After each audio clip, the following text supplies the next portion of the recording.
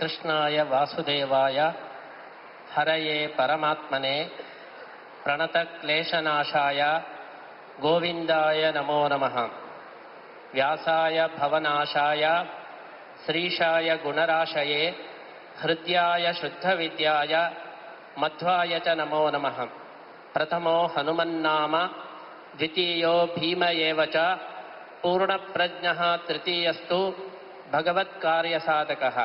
बुद्धिर्बलं यशोधैर्यं निर्भयत्वम् अरोगता अजाड्यं वाक्पटुत्वं च हनुमस्मरणात् भवेत्।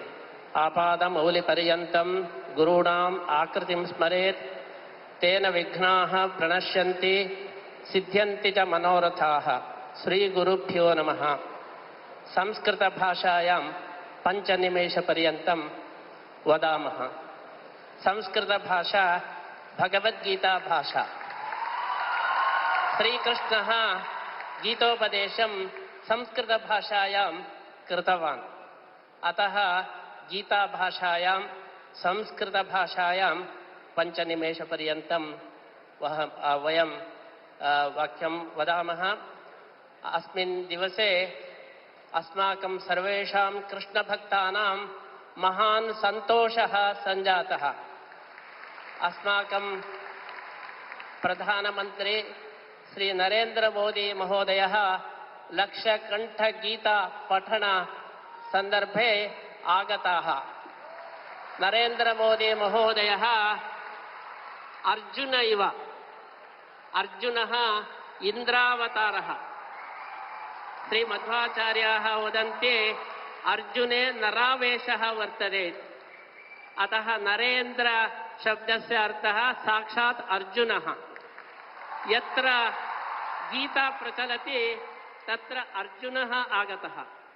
अतः अर्जुन आगमनेन अस्माकं लक्षकण्ठगीता समर्पणं सम्पूर्णम् इति वयं भावयामः।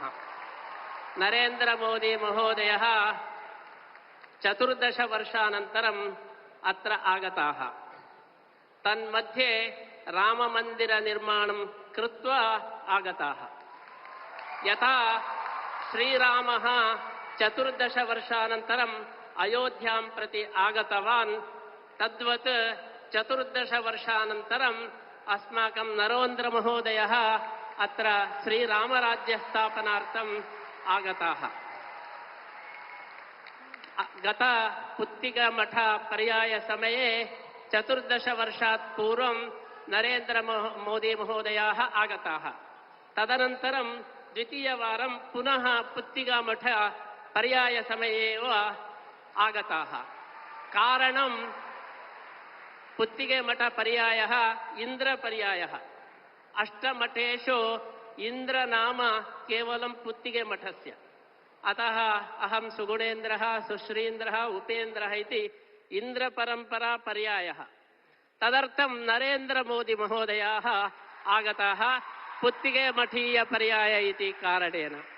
अतः नरेन्द्र मोदी महोदयस्य विशेष अनुग्रहार्थं कृष्णस्य समीपे प्रार्थनां कुर्मः। राममन्दिर निर्माणसमर्पणं श्रीकृष्णसमीपे कृतवन्तः। सर्वं कृष्णमयं, सर्वं कृष्णार्पणम्। कलियुगे कृष्णार्पणम् अत्यन्तम् आवश्यकम्। अतः ध्वजस्थापनानन्तरं राममन्दिरनिर्माणं सम्पूर्णम् आसीत्। तदनन्तरं कृष्णार्पणार्थम् अत्र सुवर्णतीर्थमण्डप उद्घाटनार्थं च आगताः। स्वपर्याय इति पुत्तिगमठ पर्याय समये एव आगताः। तेषां बहु अभिनन्दनं कुर्मः। श्री नरेन्द्र मोदी महोदयाः भगवद्गीतायाः व्याख्यानं, भगवद्गीता सन्देशः यः वर्तते तस्य पूर्ण अनुष्ठानं नरेन्द्र मोदी महोदयेन कृतं वर्तते। श्रीकृष्णः उद्धरेदात्मनात्मानं नात्मानम् अवसादयेत् इति सन्देशं दत्तवान्। अस्माकं नरेन्द्र मोदी महोदयः आत्मनिर्भर कार्यक्रमेण श्रीकृष्णसन्देशस्य अनुष्ठानं कृतवन्तः। श्रीकृष्णः निस्वार्थ सेवां करोतु इति अस्माकं नरेंद्र मोदी महोदयः निस्वार्थ सेवया गीतासन्देशं कृतवन्तः। अतः नरेंद्र मोदी महोदयः भगवद्गीतायाः जीवत्व्याख्यानम् इति वयं भावयामः। अतः एतादृश कोटिगीतालेखनयज्ञे लक्षकण्ठगीता समर्पणसमये अर्जुनस्य आगम इव नरेंद्र मोदी महोदयस्य आगमः आसीत् इति महान् सन्तोषः। श्रीकृष्णः गीतायां धर्मस्य रक्षणम् आवश्यकं, धर्म संस्थापनार्थाय संभवामि युगे युगे, परित्राणाय साधूनां विनाशाय च दुष्कृताम्। तादृश संदेशं नरेंद्र मोदी महोदयः निष्पक्षपातरूपेण सज्जनानां रक्षणं, दुष्टानां शिक्षणं च कुर्वन् वर्तते। अतः श्रीकृष्णस्य अनुग्रहः विशेषरूपेण भवतु, धर्मद्वारा जगद्रक्षणं विश्वनायकस्य भवतु इति वयम् आशास्महे। अस्माकं पर्यायः विश्वगीतापर्यायः। विश्वगीतापर्याये विश्वनायकः आगतः इति सार्थकम् इति अस्माकम् आशयः वर्तते। तादृश नरेंद्र मोदी महोदयद्वारा धर्मरक्षणं भवतु इति अस्माभिः प्रार्थना क्रियते। अस्मिन् सन्दर्भे उडुपी क्षेत्रस्यापि अभिवृद्धिः भवतु। यथा वाराणसी कारिडार् आसीत्, एवं उडुपी कारिडार् अपि भवतु। श्रीकृष्णस्य क्षेत्रस्य अभिवृद्धिः भवतु इति वयम् आशास्महे।